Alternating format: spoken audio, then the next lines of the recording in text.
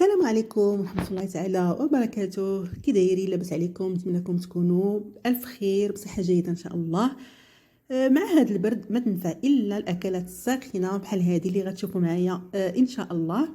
بلاش عرفتوها من المقادير اللي منزله لكم، وهي البصارة، الأكلة المغربية الغنية من مكوناتها الصحية، وكتقدم في أيام البرد سواء في الفطور أو العشاء.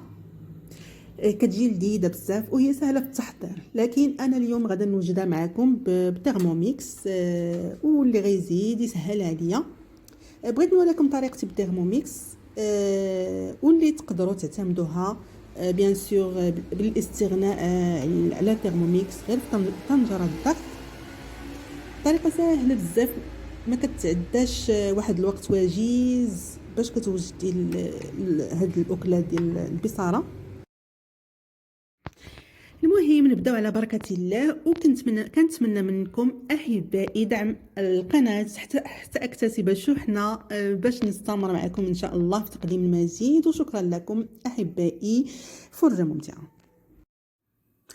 على بركه الله. بالنسبه للمقادير كنحتاج 300 غرام ديال الفول جاف، 50 مليلتر ديال زيت الزيتون، لتر ديال الماء. بالنسبه للتوابل، معلقه صغيره ديال الكمون، معلقه صغيره ديال التحميره بابريكا، معلقه صغيره ديال البزار، ومعلقه صغيره ديال الملح، والقليل من الشطه بابريكا حاره، وجوج ريوس ديال الثومه او اكثر. انا عندي هنا جوج ريوس ثومه ولكن كبار شويه. اول حاجه كنبدا انا كنعبر هذا الفول في الترموميكس، شي باش قلت لكم كيسهل عليا انا كنعبر فيه وكل شيء. هنا عبرت 300 غرام، غادا ناخذها نغسلها مزيان ونشي ثلاثه او اربعه المرات حتى كتحيد داك الاتربه اللي فيها، وكنخليها على جنب. او كناخذ الثوم ديالي كنديرو في الترموميكس، الثوم وكنطحنو. كندير 5 سكوند فيتاس 5، سرعه 5.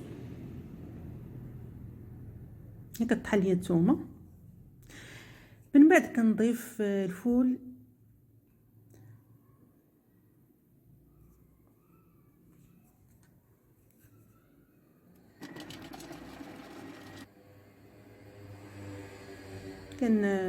نريقل الميزان باش نعبر.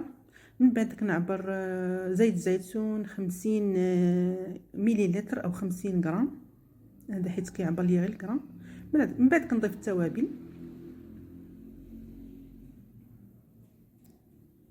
طريقه سهله بلا ما كنسلقوا لا الفول لا حتى شي حاجه، ديريكت كلشي في مره.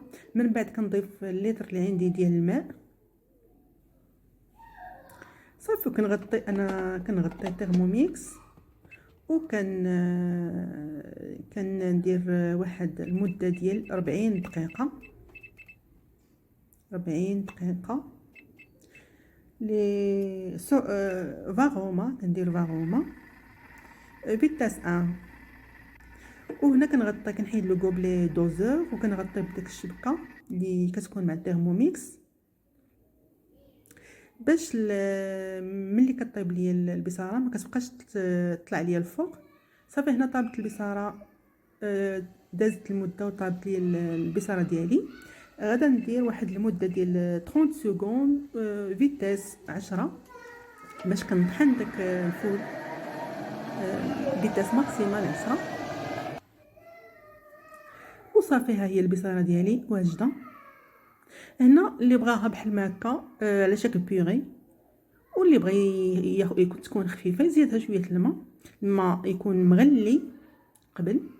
صافي داكشي انا زدت شويه الماء وعاود طحنتها صافي، وكبيتها في الزلافه وقدمتها بالصحه والراحه. كتقدم بحال ما هكا في البول، وكتزيد كتنسم بزيت زيتون بالكمون مطحون، خصوصا الكمون بلدي، ولا الهريسه غبره، وتقدروا ديروا فيها حتى المساخن، كل واحد الذوق ديالو. صافي كنقدمها بالصحه والراحه. كنتمنى الفيديو ديالي ينال اعجابكم، يكون عند حسن ظنكم، وكنتمنى هاد الطريقه تعجبكم تعطيني الراي ديالكم فيها، لانها طريقه سهله بزاف.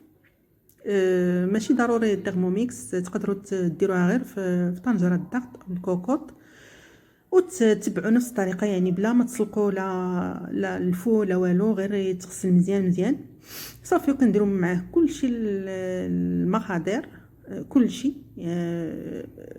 المقادير اللي درت معكم التوابل، وكنسدوا عليها صافي، وها هي وجدات. من بعد كنطحنوها بالميكسور او باي اله عندنا ديال الطحن، وكنقدموها بصحه وراحه. ما بقى لي اذا الا نقول لكم السلام عليكم، خليتكم راحه الله، السلام عليكم.